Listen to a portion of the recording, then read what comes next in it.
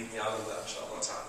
If there's any questions related to the topic or just practical things, then inshallah ta'ala, please feel free to ask.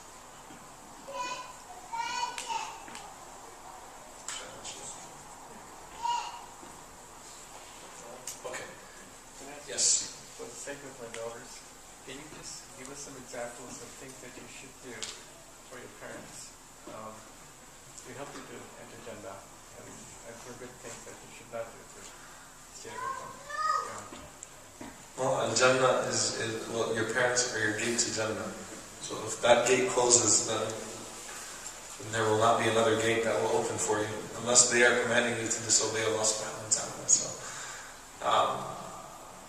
anyone, by the way, when you live with regret, anyone who's lost their parents or lost one of their parents knows, subhanAllah, you will hate yourself for every single incident, every single time that you disobeyed your parents.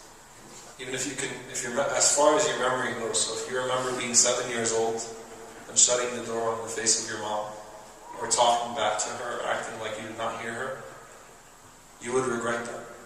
Okay, and that is your gate to Al-Jannah. Allah subhanahu wa ta'ala has made them our gate to Al-Jannah, and we can, that's the best way to seek it. And Rasulullah even sent a young man home from jihad to go back to his mother. So the hadith, Jannah tahta aqdam al-ummahat, is a weak hadith, but in this hadith it confirms the meaning. Rasulullah sent him back because paradise is at her feet. So subhanAllah, we can't lose perspective and we can't make our own avenues. We have to go through the same avenues that Rasulullah and his companions provided for us. Any other questions?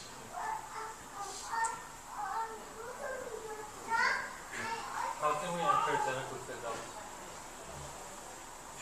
How can you enter Jannah Firdaus? There was a young man who Rasulullah once saw crying. And he told him, "Why are you crying?" And he said, "Ya Rasulullah, in this life, if I ever want to see you, if I take you to the masjid, I just come to the masjid and see you.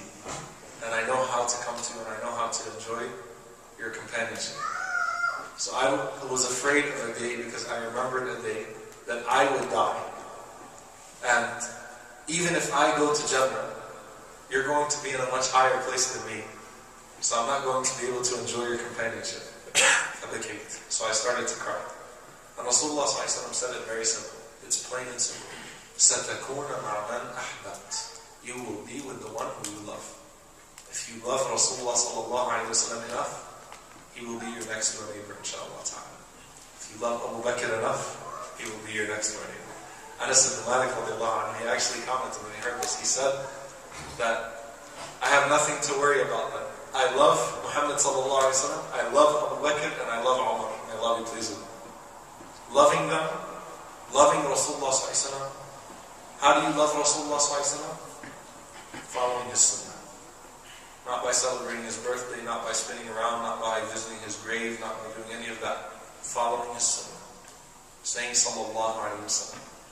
And just loving him. It's a matter of the heart. It's got to be raw love to him. Loving him more than you love your own self and your own family and your own wealth. There's actually a beautiful qasida from Abu Bakr as-Siddiq and it just shows you that ultimate love, the ultimate station of love. Abu Bakr loved Rasulullah so much that it transcended physical love. It was so much that his own body was being affected by that. So he actually said, مَرِضَ الْحَبِيبُ فَعُدْتُهُ فَمَرِدْتُ مِنْ وَلَهِ عَلَيْهِ.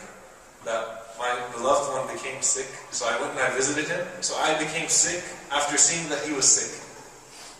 And then Rasulullah got better. فَعَادِنِ الْحَبِيبُ فِي مَرَضِي فَبَرِئْتُ مِنْ نَظَرِي إِلَيْهِ. So Rasulullah got better, and he came to visit me because I was sick, and I became cured by looking at him. So subhanAllah, or in the house of Ma'bad, in the Hijrah, radiallahu ta'ala, when they were thirsty for days, not having any water, not having access to anything, and Rasulullah caused the milk to come from the goat that should not have produced milk. And Rasulullah drinks. And Abu Bakr as-Siddiq radiallahu anhu says, فَشَرِبَ الْحَبِيبُ حَتَّى ارْتَوَيْتُ.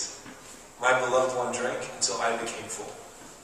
So it's raw love, it's from the heart. None of us can attain that station. You can try. And by implementing his sunnah, that's how you bring him into your life. Sallallahu alayhi wa sallam. Constantly saying Sallallahu alayhi wa sallam. You see how quiet the masajid are when we say Sallallahu alayhi wa sallam? أَتَدْرُونَ مِنَ الْبَخِيلِ. Do you see who the stingy person is? The one who hears the name of Rasulullah sallallahu alayhi wa sallam and does not say Sallallahu alayhi wa sallam. Every masjid, it's representative. It's representative of the state of the ummah. It's like it's tiring. This guy saying Sallallahu alayhi wa sallam too much. It's putting us in a hard position.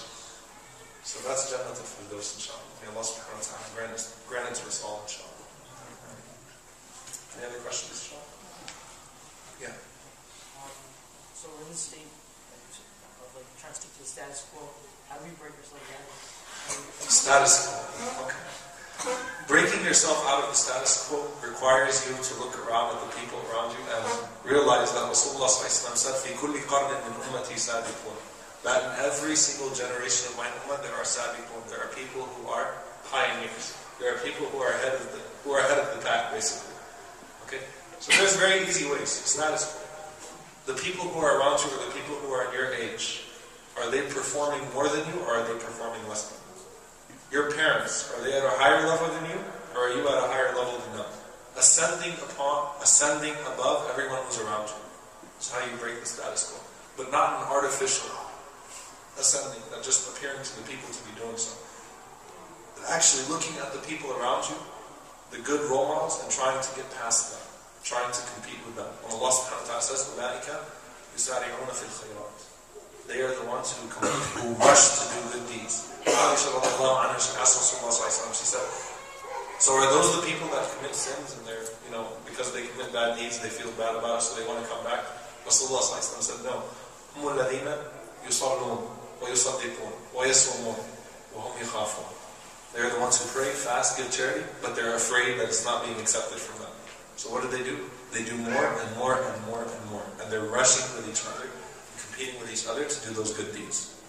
So look at your parents, look at the people in your age, look at your friends in school, look at your friends at work, look at the people around you, and see, are they ahead of me?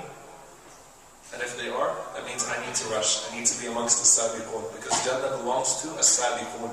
Jannah belongs to al-ghuraba, the strangers. So you have to seek to be strange. You have to seek to ascend above the pack.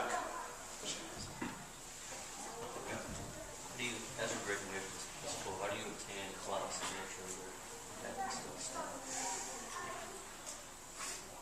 How to attain ikhlas. That's a whole topic. But it's not. By the way, it's not like a magic pill that you swallow. But ikhlas is, subhanAllah, it's a simple equation. Do you speak more than you listen? And do you pray more in public than you do in private? Do you advise others more than you are advised?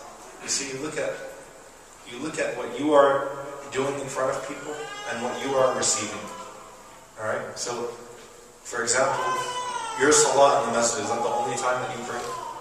Are you always the one telling others what to do, or are you the one that is accepting advice from others? You see what I'm saying? It's looking to always receive. Not just blah, blah, blah, blah, blah. May Allah protect us. Because we're in the most dangerous positions, the ones who talk too much like me. May Allah subhanahu wa ta'ala protect us. Not just always telling people what to do, but instead trying to absorb it yourself. So it's just working on the heart. And it will only come through doing private deeds. It will only come through having your alone time with Allah subhanahu wa ta'ala. Let me ask you this much. If you needed to establish a relationship with, or let's say that you had, are you married? No, you're not married. Okay, so I need a person who's married as an example. If you were married, and I think it's common sense, if someone was with you and your wife 24/7, would that relationship go anywhere? Just ask all the wives who have their mother-in-laws living with them. That's a joke, by the way. I don't want to get in trouble. I don't want anyone to come chew me out afterwards and be like, brother, my mom's living with us, and you... No, it's not that. But the point is that there has to be a personal relationship. There has to be something that others don't see. The Salihin hated that they would be seen doing good deeds. They hated it. It was offensive to them. It's like you're stepping over your boundaries. Okay? So subhanAllah, like Abdullah ibn Mubarak, rahimahullah, whenever he was discovered, basically his hiding spot was found. He used to have a spot that he used to pray and make tafakkur. He was so angry and upset that that was found. I'll tell you guys a very beautiful story, and it's actually an authentic narration from Ibn Abbas radiallahu ta'ala anhu. Abdullah ibn Abbas radiallahu anhu described a time where there was a drought in the Ummah, a drought. And he said that he was looking around and subhanAllah, all of the imams and all of the scholars were making dua for the drought. And then he sees in the marketplace a slave, literally a slave, go to the corner. And he overhears his dua. And the slave says, Allahumma inni as'aluka bihubbika ilayya. Oh Allah, I ask you by your love for me to grant us rain. And it started raining right away. And Abdullah ibn Abbas radiallahu anhu said, I bought that slave so that I could figure out what was going on. So whenever he came home, Abdullah ibn Abbas says, I asked him, he said, I told him, I saw you, all of the imams were making dua. And then you made that dua and then it started raining right away. You know what the slave did? He said, Allahumma inni as'aluka bihubbika ilayya. Oh Allah, I ask you by your love for me to take my soul. And he died. SubhanAllah. Because he felt like his relationship had been overstepped now. You have to have something private. If you don't have a private relationship with Allah subhanahu wa ta'ala, it's Tiger Woods and John Edwards. No sincerity. I think we're over time, right?